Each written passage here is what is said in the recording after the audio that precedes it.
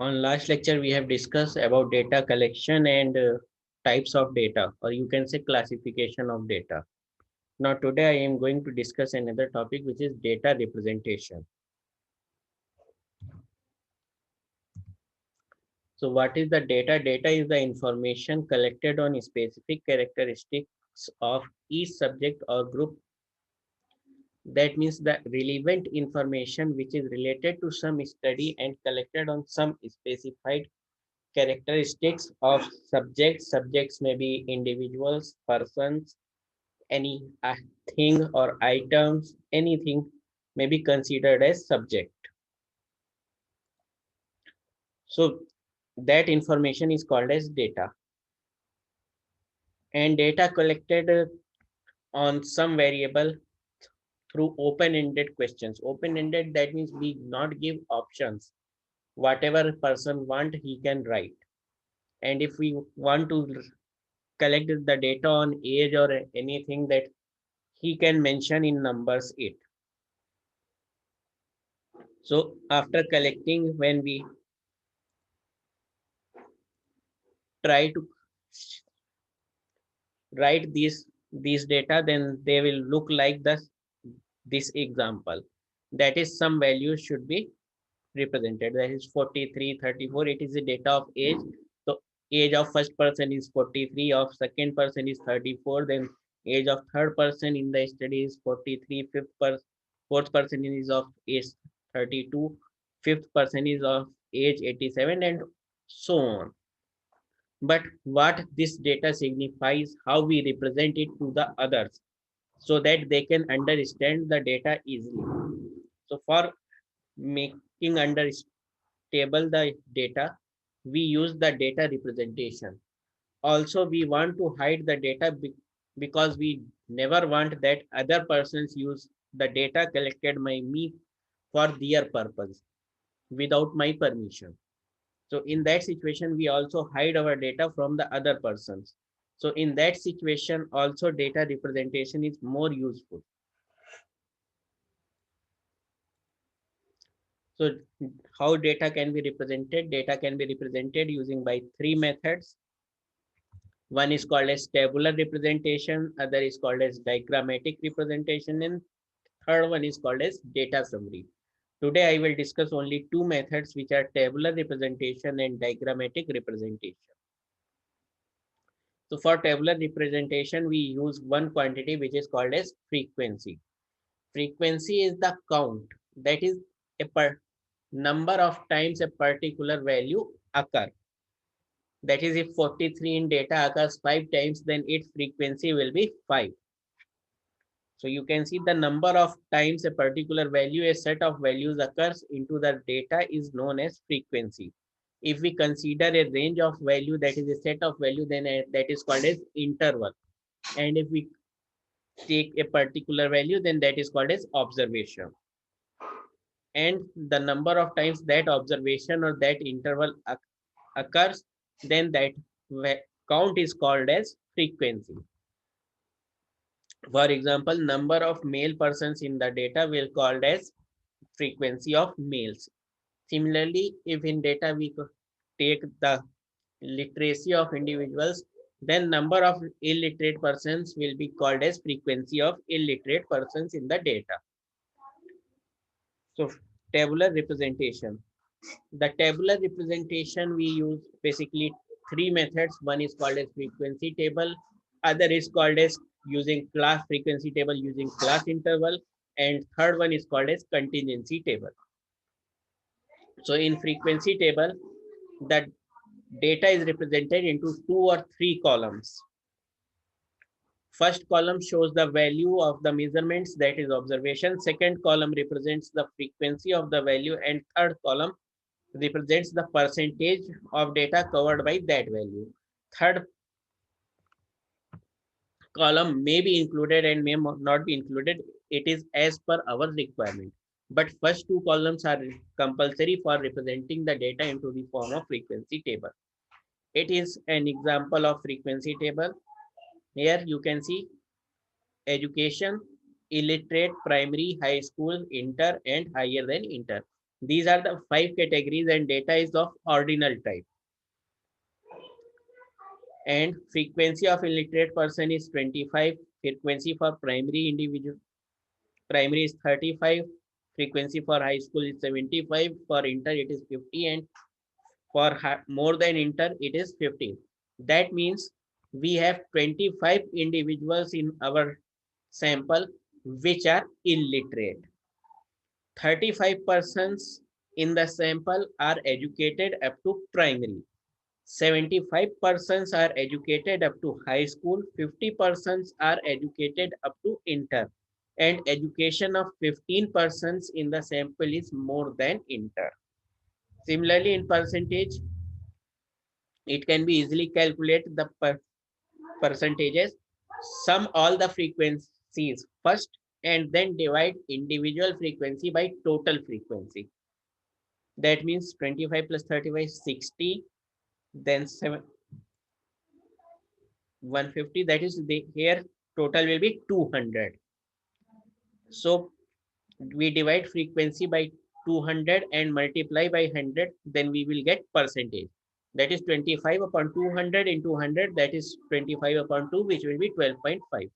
So in the sample 12.5 percent individuals are illiterate. Similarly, the highest literacy of individuals in the sample is 37.5%, which is up to high school. So in that manner, frequency table is interpreted. Second method is used for continuous data. First one was used for categorical data as well as for discrete data. Second method is class interval format, which is used for continuous data. In continuous data,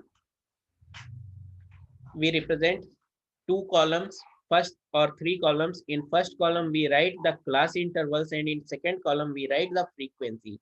That means in the sample, there are 320 individuals which have age below 5 years. Similarly, maximum individuals in the sample are of age 20 to 25. So these values which are given in the range below 5, 5 to 10, 10 to 15, 15 to 20, these are called as class intervals.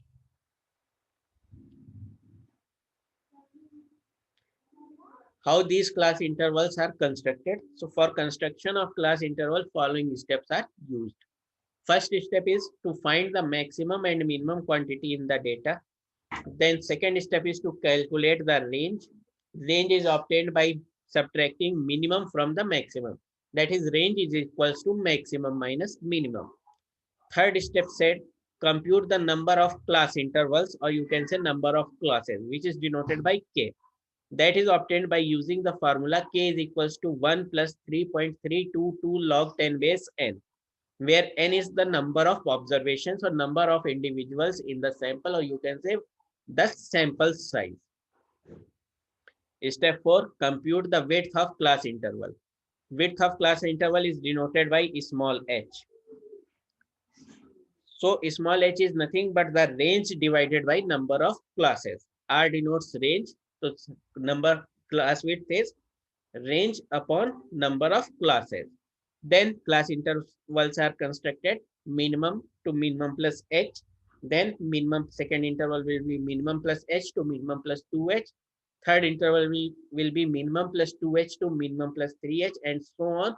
Last one will become minimum plus k minus 1 into h to maximum. Or you can say minimum plus k into h. So for the construction of class interval, I have considered the following example in which I have taken the age of 84 persons.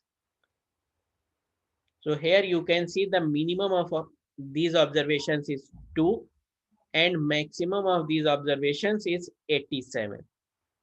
So first step was to obtain minimum and maximum in the data.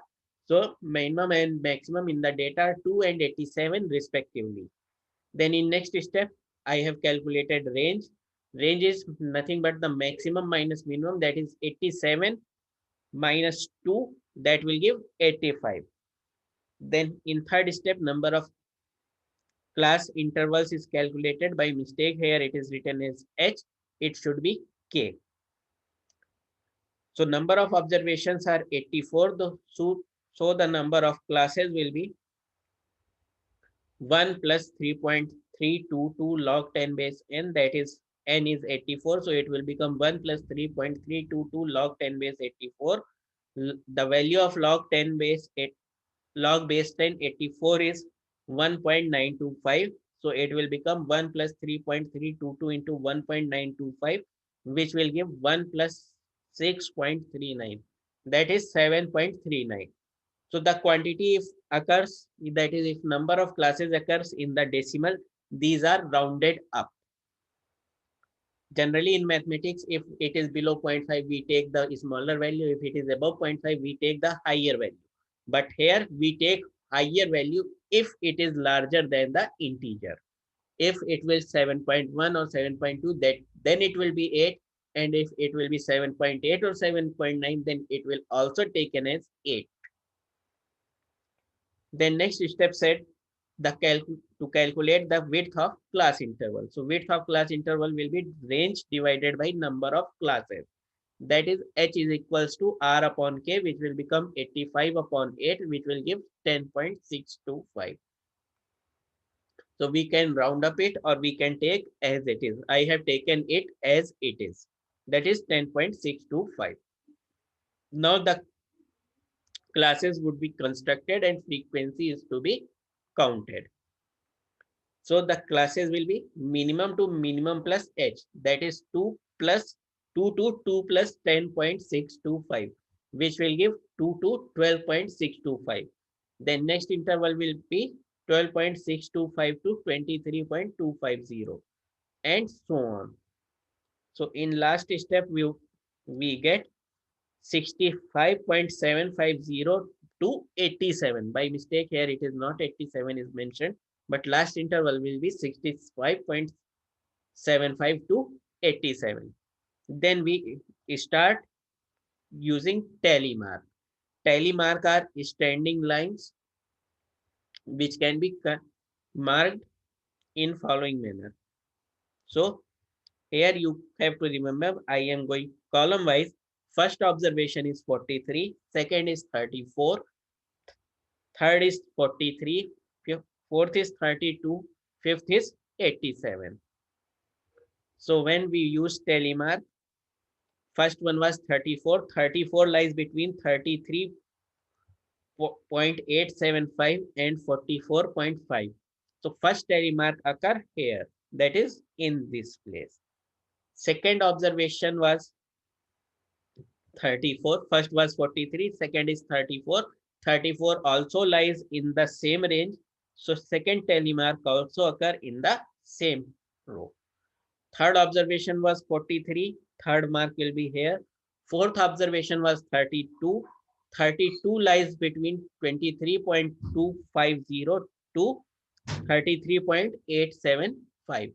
So third telemark will be occur. Sorry, fourth telemark will occur here, and so on. And after using class telemarks, we would get the table of like this. The telemark are written in this form are a bunch of 5.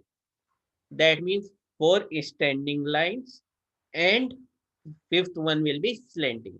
When fifth times the class value within the class interval occur, the 4 lines are crossed. So it is 5, then these are 6, 7, 8 and 9. So these tally marks are counted and written in the frequency column. So here 9 tally marks, it is 9. Then in second 5, 5, 10, 5, 15, 1, 16. So frequency will be 16. In third row or third class interval, frequency would become 5, 5, 10, 1, 11 and so on. So you can say that there are 9 individuals whose age lies between 2 and 12.625. Then there are 16 individuals whose age lies between 12.625 to 23.250 and so on. Third one is the contingency table. This table is also used for categorical data when the classification is made in two directions. That is, first we consider the gender of individuals, then their literacy. Then we want to represent how many males are illiterate, how many females are illiterate in the data set or in the sample, and how many males are educated up to primary and how many females are educated up to primary levels in the sample, and so on. So in that situation, contingency table is used. In this table, row represents first way of categorization, you can say male and female, and that is gender of individual, and column represents the another way of categorization. So in column we can put the education level of individuals, and the cell shows the frequencies. That is, in this manner we can represent our data. In this table is called as contingency table. And what these value represents, so here 50 represents the number of illiterate males. That is, interpretation I have made using both the categories simultaneously. 50 individual 50 males are illiterate, whereas among females 70 individuals are illiterate. Similarly, 65 male individuals are educated up to inter, and 50 female individuals are educated up to inter level, and so on we can represent. Now, diagrammatic representation. In diagrammatic representation, data is represented in the form of different diagrams or different charts. There are several methods, among which main are bar chart, pie chart, histogram, frequency curve, and cumulative frequency curve. Cumulative frequency curve is also called as ogives, and box plot and scatter plot. In today's lecture, I will discuss only first five, that is bar chart, pie chart, histogram, frequency curve, and ogive. Box plot will be discussed in the next lecture when I will talk about the measure of central tendency, and scatter plot will be discussed with the third unit when I will discuss regression and correlation. So what is the bar chart? In bar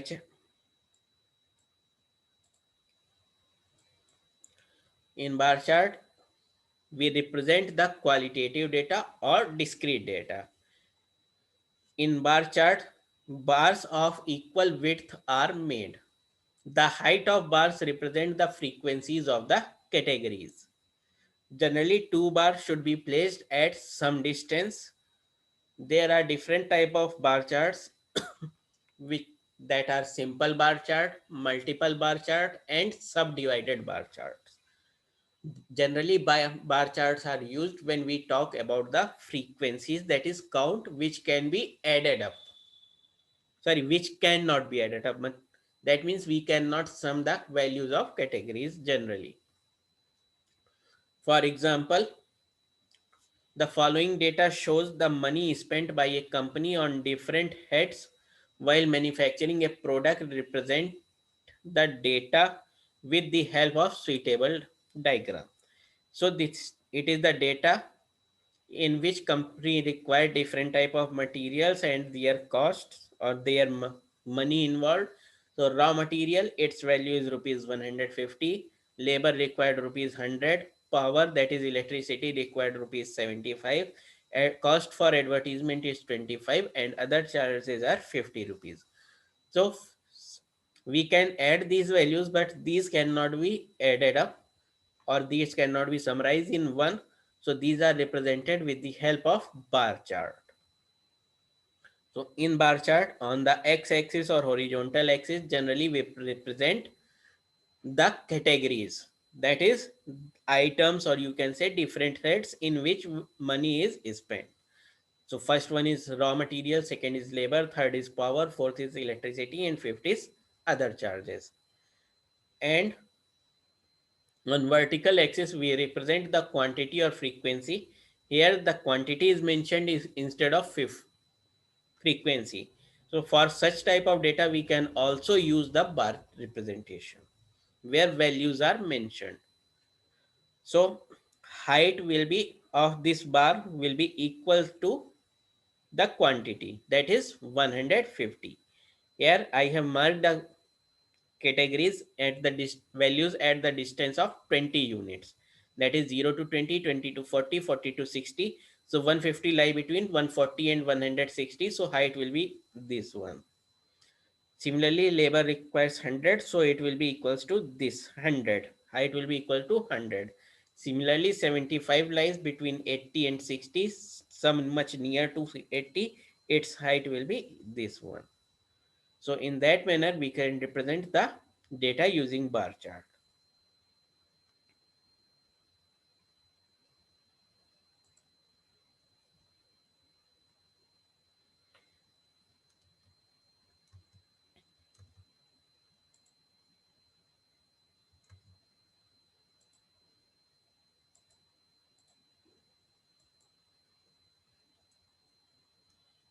So for example, how we construct the bar chart,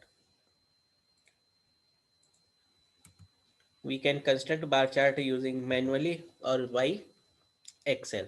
So in Excel, how we construct the bar chart, we go to the insert, then to the column and select 2D columns. Then here you can use right click and select data. There is option add, then we add, it requires series name. You can set items or you cannot write anything. Then what will be the values? Values will be this one. Sorry, for series name we have to take these headings. Then add OK. Sorry, in series values we have to take in these values, and in horizontal axis we require these things. Then click on OK, then OK. In that manner you can obtain bar chart. If you want to put the quantities, then go to layout, and here is the option of legend, sorry, data labels. Then where you should like, I like to place it outside, and then these values are represented. That is 150, 100, 75, 25, 50, and so on. So in using this method, we can construct the bar chart using MS Excel. Similarly, subdivided bar chart when data is classified in two manners, but not in contingency format. So here the data represents the number of students passed in a particular examination in 3 different years. So 3 different years are 96, 97, and 98. Division are first division, second division, third division, and fail. The frequencies are mentioned here. Then on x-axis I have taken the years, and on y-axis the frequencies are represented. So then first frequency is 20 for 96. The bar is made up to height of 20. Then next is 30. Then another bar upon it is made of height 30. That is 20 plus 30, that will be 50.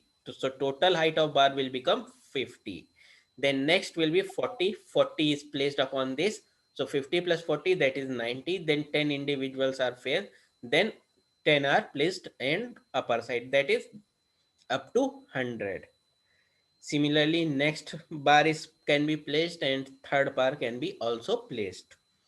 So in that manner, subdivided bar chart is represented. Here we can make two comparisons. First, how many individuals are in each years. In first year, we have 100 individuals. In second year, we have 30 plus 50, 80. That is 120 individuals.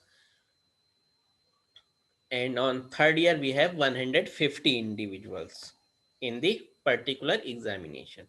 Now second comparison can be made, how many individuals in a particular years are of which are passed in which division. So if we want to consider the fail individuals, then 10 were failed in first year, that is 1996. In second year, that is 1997, 20 individuals are failed. and in third year 25 individuals are failed. That means the number of failed students increases as in same manner as year increases, and so on. Third is multiple bar chart. For it, I have considered the data of rainfall in different zones of India. In that is rainfall is mentioned in the millimeters. That is again instead of frequency I have taken the values. So when we place the multiple bar chart, it look like this. So in this manner we can represent the multiple bar chart. Red line represents year 1996, blue line represents year 1997, and brown line represents year 1998. Here we can make only the comparison that how much rainfall in same zone occur in different years, as well as in different zones in same year what is the difference between the rainfall. So in 1996, the rainfall was maximum in north and south zone, whereas in 1998, rainfall was maximum in south zone. Then next one was in west zone, and so on. So how this multiple bar chart is constructed? Multiple bar chart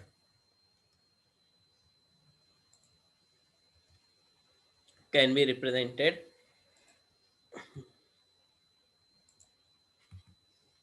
First, select the data, then insert column. Again, same column is represented. Then you can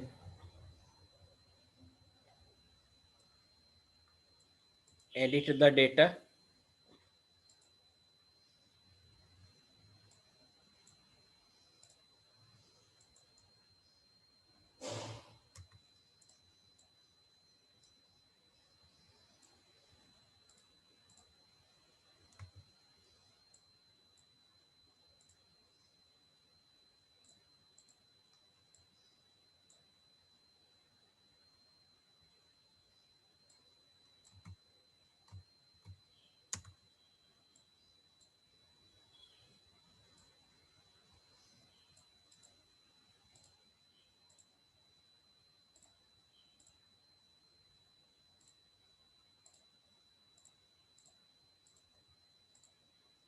So in this manner, you can construct the bar chart, and you want if you can change the color of the bars. So by using the column chart, you can represent the data using bar. You can construct different bar charts, that is either subdivided or multiple bar chart or simple bar chart. For simple or multiple bar chart, you have to select first option, whereas for subdivided bar chart, you have to select second option. Second chart is pie chart. So pie chart is also used to represent the discrete or qualitative data. It is considered when frequencies are used only. If frequencies are not used, then generally pie chart is not constructed. In pie chart, a circle area of the circle is divided into the same proportion as covered by frequency of the characteristic. It cannot be used for comparing two groups. As in multiple bar chart, we can represent different categories in same chart, but in pie chart, we have to construct two different pie charts for the comparison. So how the area is divided? Area of circle can be divided into the same proportion by dividing angle at the center. Angle at the center of circle is 360 degree, or you can say pi radian. So that 360 is divided into the same proportion of the frequency. So angle made by a particular category at the center of circle can be obtained by using formula. Angle at the center of circle is equals to 360 degree into frequency upon total frequency. Then how the pie chart is constructed? For example, I have taken this data, and angle made at the center is obtained by using this. By using that formula, these angles are obtained. So for constructing, first a circle is drawn, then its one radius should be drawn. I have drawn in this direction. Then at this radius made an angle of 128 degree. That is this one. It is 128 degree. Then next angle on next radius made an angle of 88 degree. That is on this radius angle of 88 degrees made. That is this one. This radius is obtained. Then on this radius made another angle that is of 64 degree, that is this one. Then on new radius made an angle of 48 degree. Automatically last will be remaining, that is of 32 degree. That is, in this manner we can construct pie chart. To represent category in different categories, we can shade or color the pie chart. That is, it look like this one. That is the 36% expenditure is used on the food. It and 24% of expenditure was spent on the clothing and so on. Next one is histogram. Histogram is used for continuous data. In it look like similar to bar chart, but it is generally used when class interval data is available. That is class interval and frequency. On horizontal axis we take the class intervals, and on vertical axis we take the frequency. Then vertical bars are made at whose height will be equal to the frequency and width will be equal to the class interval. For example, this I have considered this data, then it was first converted into the class intervals, and after class interval histogram is drawn. So that is, first was 0 to 150, then frequency was 1, then if bar of height 1 is made, then next bar will be constructed, that then next and so on. The bars are constructed and histogram would be made. So it is the histogram for the considered data set. So height of bar is equals to frequency of values, and width will be equals to class interval. Second is frequency curve. It is also used to represent the continuous data. On horizontal axis, we take the class intervals and frequencies are taken on the vertical axis. Then points, that is class mark, which is the mid value of the class interval, and frequency are marked on the graph, then joined by the freehand curve. For example, I have taken this data set which shows the number of individuals in the sample whose income lies in the given class intervals. That is rupees 80 to 850, 850 to 900, and so on up to 1400 to 1450. Then first we mark the point, calculate the class mark, that is 800 plus 850 divided by 2. That is, midpoint of this class interval will be 825. For next class interval, it will be 875 and so on. Then we mark the point 825 around here some, and height will be equals to 19, that is there here. And then one by one marking the point, we can join these by line in this manner. It is a frequency curve. Frequency curve comes out to be smooth. If we join the points with the help of a scale, then it is called as frequency polygon. So it is our frequency curve. So first we mark this point, then this point and this point and so on. In this manner we can we can construct the frequency curve. It is easy to represent how many individuals of particular class interval will be in the sample. Last one is cumulative frequency curve. It is also used to represent the continuous data. Sorry, I am running out of time. So I am ending the today's lecture.